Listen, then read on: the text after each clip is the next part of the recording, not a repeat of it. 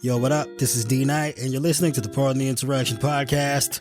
My oh my, we've had so much going on. For starters, in case you missed it, we've got a new addition to the Pardon Pie family, Tara Dublin. Make sure you go follow her on Twitter at Tara Dublin Rocks. Also, pick up a copy of her book while you're at it. Make her day, The Sound of Settling. A very fun and interesting read compared to the things we talk about on this podcast. But yeah, we're heading toward the do or die time for the 2024 election. Go ahead and hit up JoeBiden.com. Get that man like $1 a month or something. Help his campaign staff up and get prepared to try and save our democracy. And make sure to grab like one other person you know and tell them about the podcast. Make sure they subscribe and tune in every single week. We got a lot of things coming up for you this year. We need all the support that we can get. So if you do your part and help us grow our audience, we'll do our part and help elect Joe Biden in 2024 and save American democracy. And this is the Pardon the Insurrection podcast.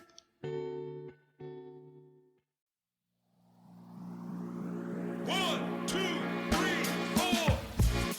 Hey, this is D Knight. Bum, bum, bum, bum, bum. And you're listening to the Pardon the Insurrection podcast. Yes, the ladies are out today. So last you're stuck with my annoying ass, my annoying, pretentious ass. I wore them out last week. We had an entire hour-long episode. Even though I had an entire show's worth of notes, I threw those out, and we did a little more off-the-cuff type deal. It's quite fun times. Go check that previous episode out. I also got more parts of the January 6th report audio version soon to be available on this podcast here. So make sure you tell everyone to subscribe to this thing so they can check that out. It's going to be very relevant fairly soon, I would imagine, given all the steps that Jack Smith's been taking here recently in his investigation of the January 6th insurrection and all the events leading up to it. Trust me on this, it's some serious fucking shit. And a number of the individuals that he's known to have interviewed recently feature prominently in the report. So that will be a good way to gloss up on the things that Jack Smith is going to be bringing to light in indictments in what I imagine will be the next few weeks. Maybe a month or two. We'll see. Fingers crossed. All right, here's where we're starting off today. Son-in-law of a bitch. So Jared Kushner, if you don't know who that is after a year of listening to this podcast, like what the fuck have you been doing with your life? That's Donald J. Trump's son-in-law and former, well, I guess, I don't even know what to call his position when he was in the White House, supposedly in charge of creating peace in the Middle East. Did a terrible fucking job of that. Given that Trump's idea of peace was to surrender the entire fucking country of Afghanistan to the Taliban. That was a fucking terrible disaster of a move. Anyway, I've digressed.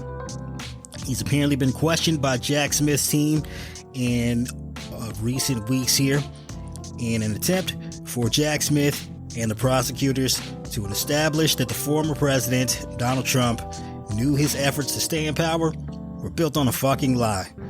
Spoiler alert, we already know the answer. It was built on a lie. But again, Jack Smith's team needs to prove this in court beyond a reasonable doubt.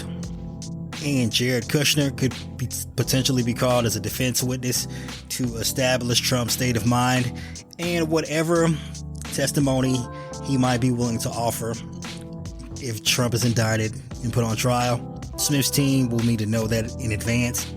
And this is to get that on the record. This isn't an investigative step in the sense of, they need Kushner's testimony to, find leads in order to find evidence to build a case to indict Trump. No, I'm sure they're already past that point. What this is doing is making sure that Kushner's testimony is locked in before the trial so they know what he's going to say. And should he decide to change his story going forward, they'll have him on a potential charge for lying to investigators. Classic 1001.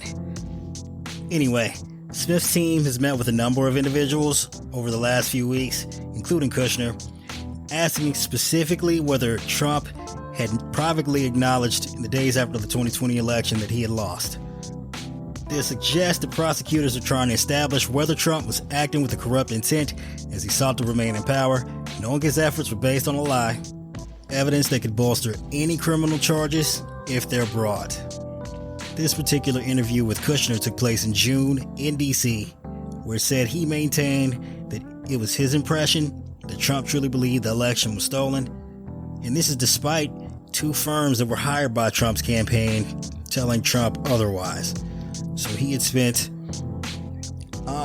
something like $1 million hiring an outside independent firm to evaluate his claims of election fraud and the fact that the election 2020 was decided unfairly.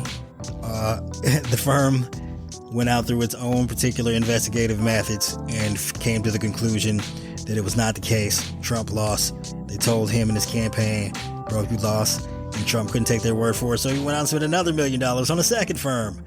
And guess what? Dun, dun, dun, dun, dun. They came back with the same answer.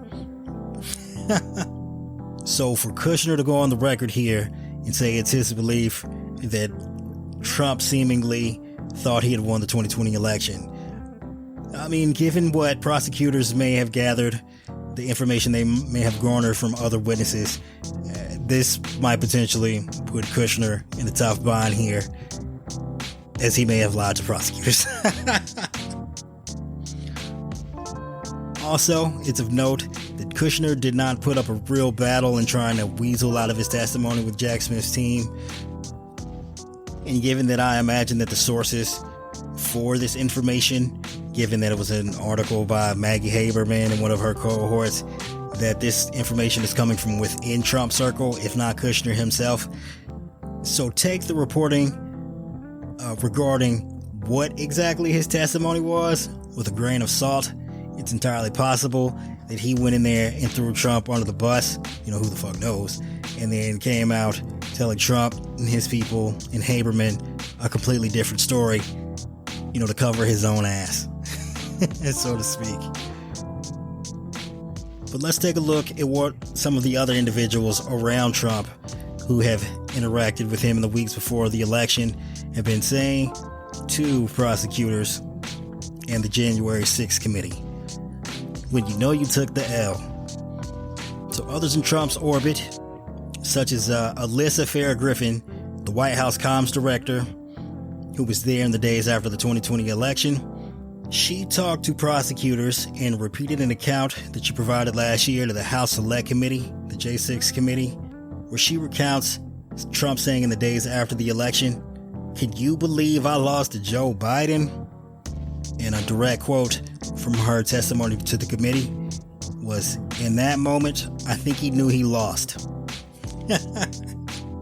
So that's pretty fucking straightforward, right? He's on the record there. Can you believe I lost to this guy? Knowing he lost.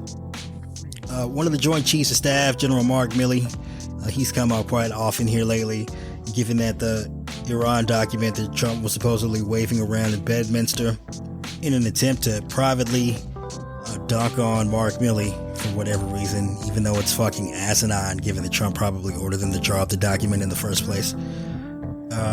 Mark Milley had an Oval Office meeting late in November or early December of 2020, where Trump said himself to Milley that he had lost. And this is a direct quote from Milley. He says words to the effect of, "Yeah, we lost. We need to let that issue go to the next guy," Mr. Milley said, adding, meaning President Biden. And the entire gist of the conversation was, and that meeting lasted maybe an hour or something like that. Very rational. General Milley said he was calm. There wasn't anything, or the subject we were talking about was a very serious subject, but everything looked very normal to me. But I do remember him saying that. Oh, and that issue that Milley was referring to, that Trump was saying needed to go to the next guy, that would be Afghanistan. So complicated shit. Trump didn't want to deal with it, and he was like, fuck it, we lost. Let Biden handle that. So we've got another member of Trump's inner circle here confirming that Trump acknowledged, at least in private, that he lost the 2020 election.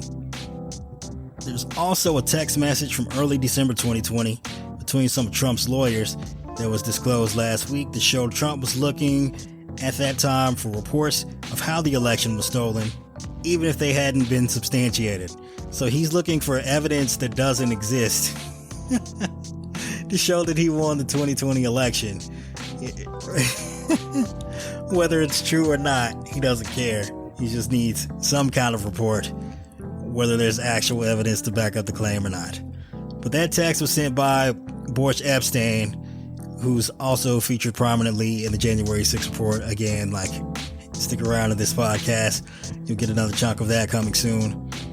And Boris Epstein was talking to other members of Trump's legal team, including Giuliani. Epstein said that he was relaying a direct message from Trump's communications aide, Jason Miller. So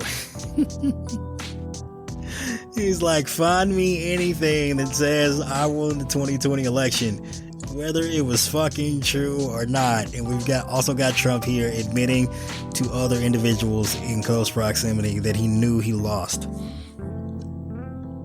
You may not remember this, but Giuliani was one of the few people who told Trump to follow through with the plan to just declare victory after the 2020 election, regardless of whether you've actually won or not, before the votes are even fucking counted. Like on election night, Rudy was hammered.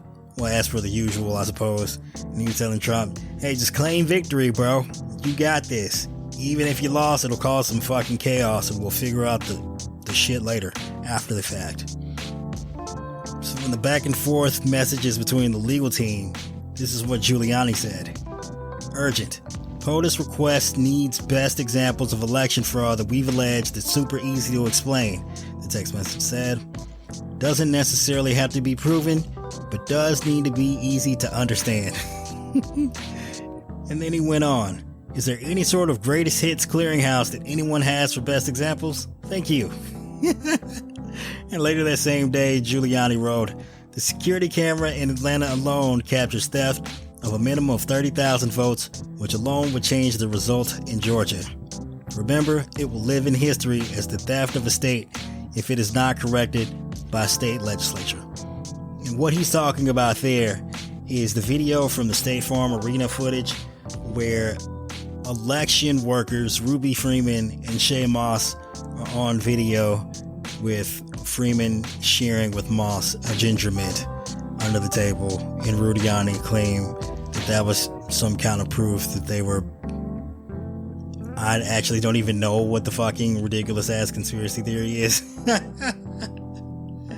Look, I don't even know what he was trying to imply there. Like maybe they had a thumb drive and they were using it to hack the fucking election machines. I don't know. Rudy is crazy. It's really hard to make sense of anything that he says, given that he's highly intoxicated most of the time. He's a real Judge Janine of lawyers. But yeah, those baseless claims went nowhere. Again, Rudy's been sanctioned here and could potentially lose his law license soon.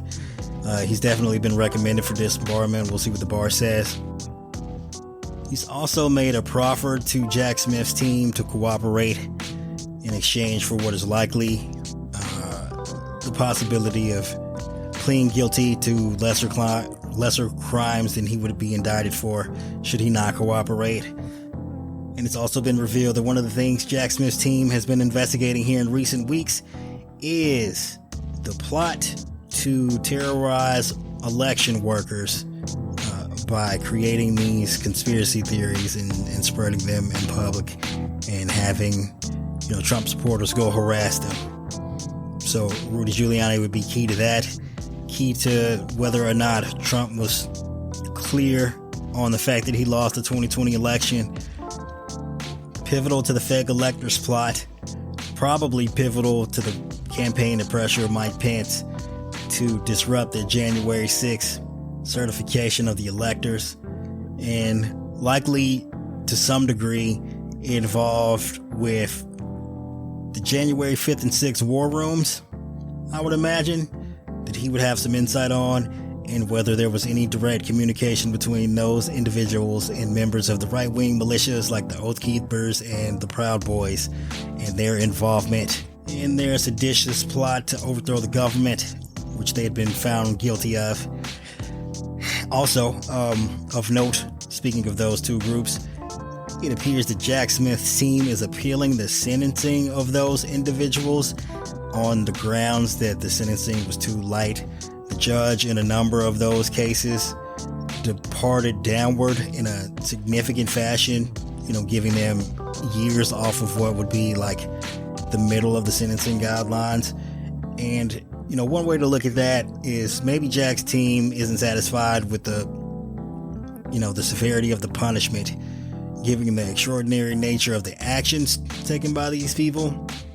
But another consideration could be that these guys were just like the lowly soldiers on the ground, taking orders from some higher ups, and Jack Smith's team is going after the higher ups, and they want to make sure that the individuals who put this plot together receive the maximum criminal penalty allowable by law. And to do that, because like crimes are supposed to be sentenced in a similar fashion, given that these individuals were given a downward departure, if Smith's team were to charge other individuals higher up in the conspiracy, then that would likely result in them getting a downward departure as well. And I assume that Jack Smith, like me, didn't want to let any of these motherfuckers off the hook.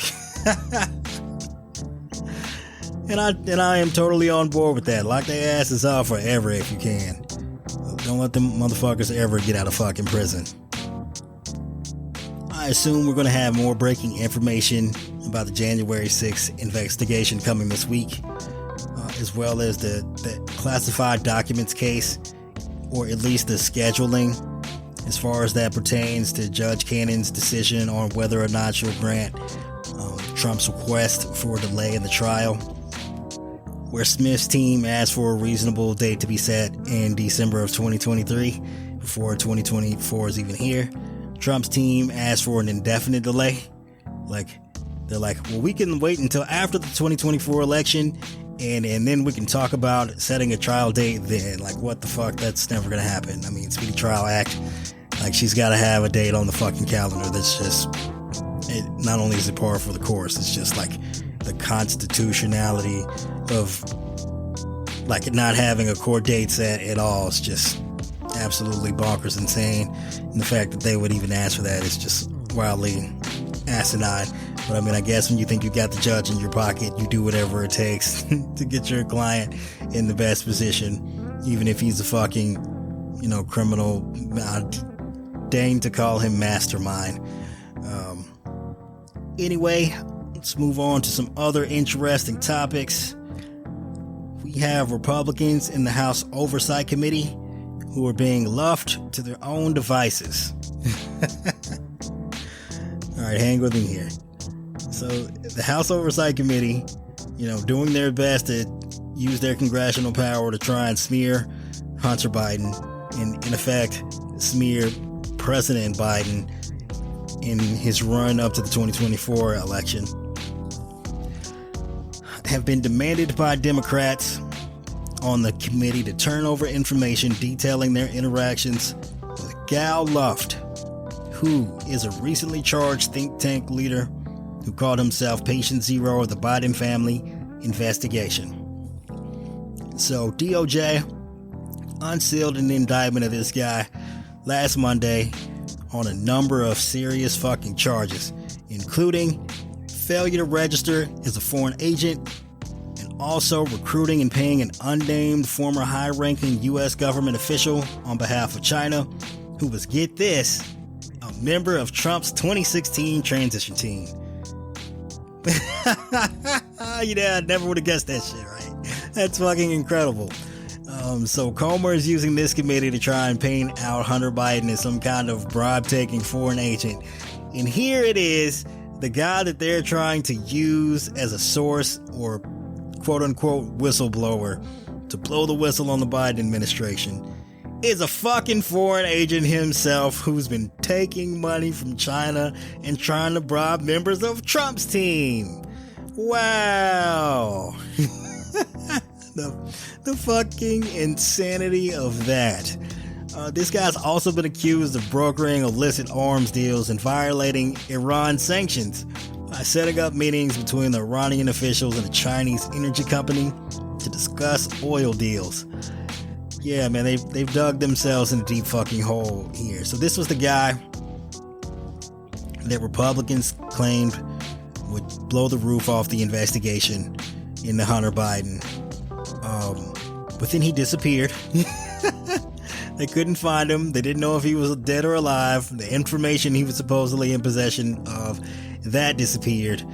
And as it turns out, the reason why they couldn't find him is because he was arrested in Cyprus. And when they let him out on bail, that motherfucker fled. So he was a fucking fugitive from law enforcement for months, since like February. And that's why they couldn't find their fucking witness. Oh my god, these fucking guys. And then they like accuse Biden of trying to like, I don't know, hamstring the fucking investigation and punish this guy for blowing the whistle on Hunter Biden and his supposed business dealings, when the Department of Justice indicted this guy last fucking year in like November sometime before Republicans even took over the fucking House committees. So before this guy even had the chance to become a whistleblower, like Biden could either see the future, or he like, or today's Biden went back in time to have this motherfucker indicted. So he could, insanity there, right? And then the most incredible thing about this whole entire debacle is the Republicans want to continue using this guy as a fucking witness.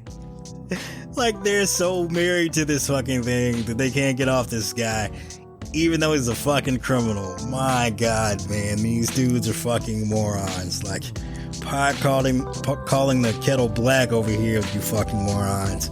Jesus Christ, get it together. Fucking morons.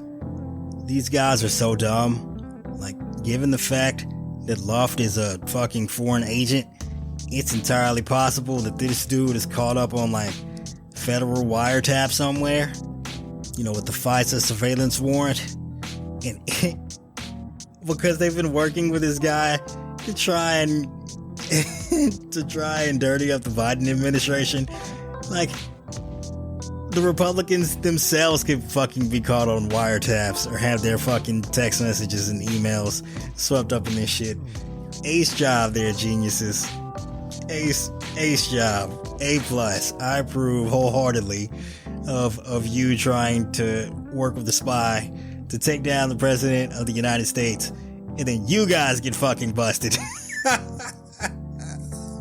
This is like putting a banana in your own fucking tailpipe, guys. Oh my god. These dudes. Alright, moving on. Everybody loves Ray Epps.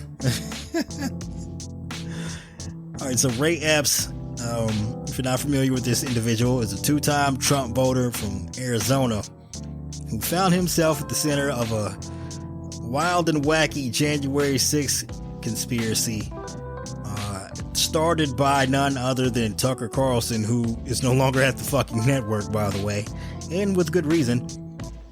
This individual, Ray Epps, is suing Fox News for defamation. So the lawsuit alleges that the network, and particularly its former star host Tucker Carlson, as mentioned previously, painted Epps as an undercover federal agent in order to push a conspiracy theory that the FBI helped orchestrate January 6th and the attack on the Capitol in order to make Trump and his supporters look so bad. So according to the lawsuit, and this is a direct quote, in the aftermath of the events on January 6th, Fox News searched for a scapegoat to blame other than Donald Trump or the Republican Party. Eventually, they turned on one of their own, telling a fantastical story in which Ray Epps, who was a Trump supporter that participated in the protest on January 6th, was an undercover FBI agent and was responsible for the mob that violently broke into the Capitol and interfered with the peaceful transition of power for the first time in this country's history. So Carlson repeatedly pushed that particular conspiracy theory on his show. And this all began with like a video of Epps basically saying, telling people that he wanted to, go down to the Capitol and protest. Well, they get down into the fucking Capitol, and then the people are out of fucking control and attacking police and trying to break into the building. And Epps is like, well, hold on a second. I didn't sign up for this shit. Maybe we should calm down, guys. This is getting out of control. And because he's like trying to like stop the violence, the Trump supporters in the fucking video are turning around looking at him like, well, damn, you must be a Fed. You've got to be a Fed. How come you don't want to like beat police and try and break into the Capitol and fucking kill Congress to stop the certification of Biden's election? Right? So because one of Trump's supporters was like, hey, actually the violence is bad, that's their evidence that he must be an FBI informant or something. Which is fucking banana self-implication there. That like, actually, what we intended to do was to go to the Capitol and do some violence. We chose violence today. And this dude was like, stop. And that means the FBI was responsible for orchestrating the attack on it. It's fucking insane. The failure of these people to do logic, to intelligence, to engage in any kind of coherent, rational thoughts about the things that they say and fucking do, man. Like, my God. Yeah, well, it looks like Fox News is gonna have to pay another fucking $100 million or so. We'll see how this works out. I'm fairly certain that the way things went with the Dominion lawsuit, I mean, once we get the text messages from Fox News hosts about this guy, oh, it's over. Over. All right, next up. All I want for Christmas is a Clarence Thomas. So, several lawyers who've had business before the Supreme Court, including one who successfully argued to end affirmative action at universities, which we were heartbroken about on this fucking podcast, paid money to an aide close to Justice Clarence Thomas. According to that aide's, get this, Venmo transactions. Yes, folks, you heard it correctly. After Matt Gaetz got busted for paying thousands of dollars for what it was supposedly ice cream, which we know to be either drugs or, well, something graphic. Other people out here getting busted by having their Venmo payments public. The payments appear to have been made in connection to Clarence Thomas's 2019 Christmas party. So just a little over 4.5 years ago. The payments to Rajan Vashist, who served as Trump's aide from 2019 to 2021, they seem to underscore the close ties between Clarence Thomas and a number of Washington, D.C. lawyers who argue cases and have other business in front of him on the courts. So this guy's Venmo account, which is obviously no longer public, the account shows that the 7 payments he received in November were from lawyers who previously served as Thomas's legal clerks.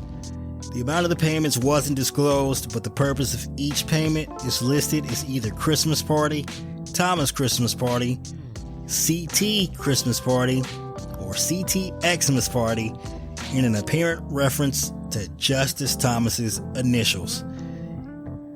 Yeah, way to make that less suspicious, guys. So the lawyers who made the Venmo payment transactions are Patrick Strawbridge, who's a partner, and Consovoy McCarthy, who recently argued that affirmative action violated the Constitution. Poo-poo on that guy. Pox on you and all your whatever the fuck the saying goes. Kay Todd, who served as White House deputy counsel under Donald Trump in the time of the payment, and is now a managing party of Cipolloni's law office. Elbert Lynn, the former Solicitor General of West Virginia, who played a key role in the Supreme Court case that limited the EPA in their ability to regulate greenhouse gas emissions, which I'm sure companies found to be quite profitable.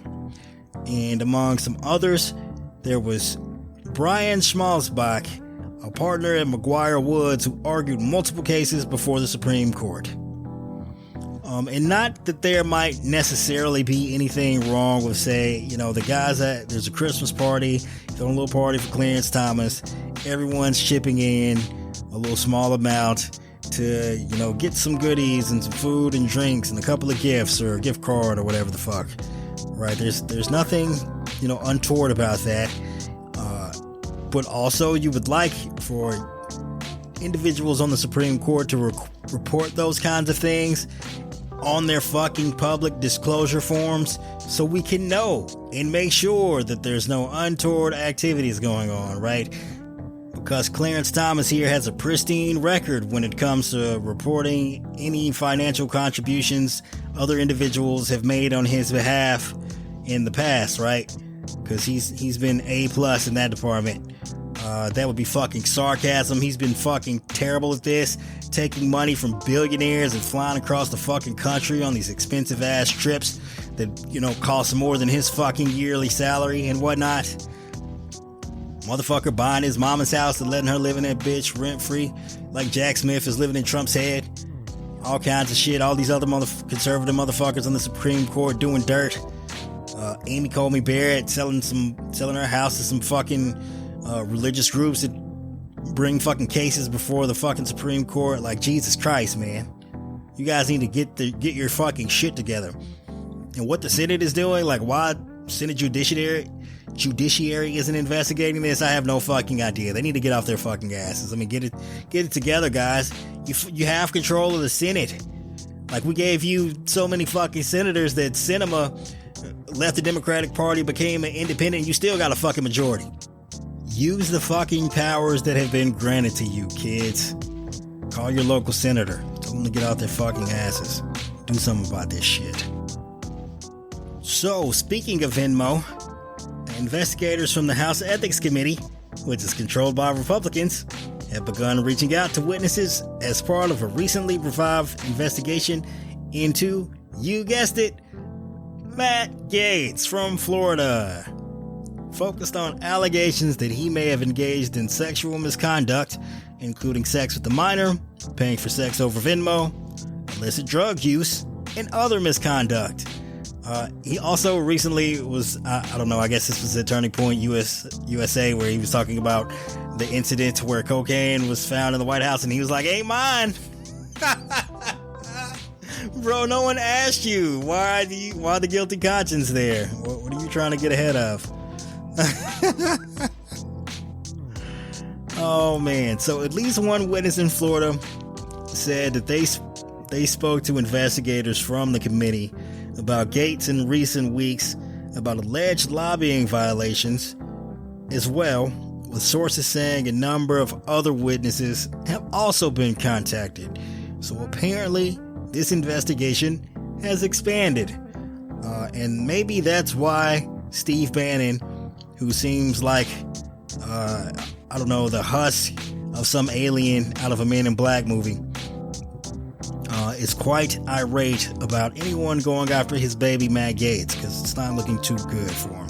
The Ethics Committee, which at the time was controlled by Democrats, originally opened an investigation in 2021, announcing that they were examining a range of allegations, including Gaetz violating sex trafficking laws, sharing inappropriate images or videos on the House floor itself, converted campaign funds to personal use, and accepted a bribe, among other things.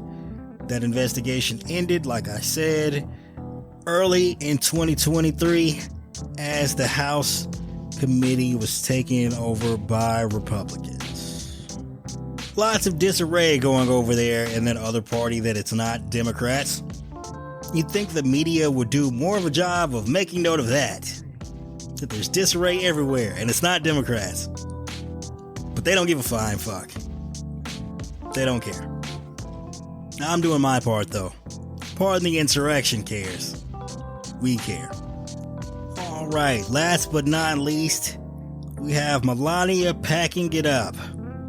No, she's not leaving Trump that I know of, but you'll get that in just a second.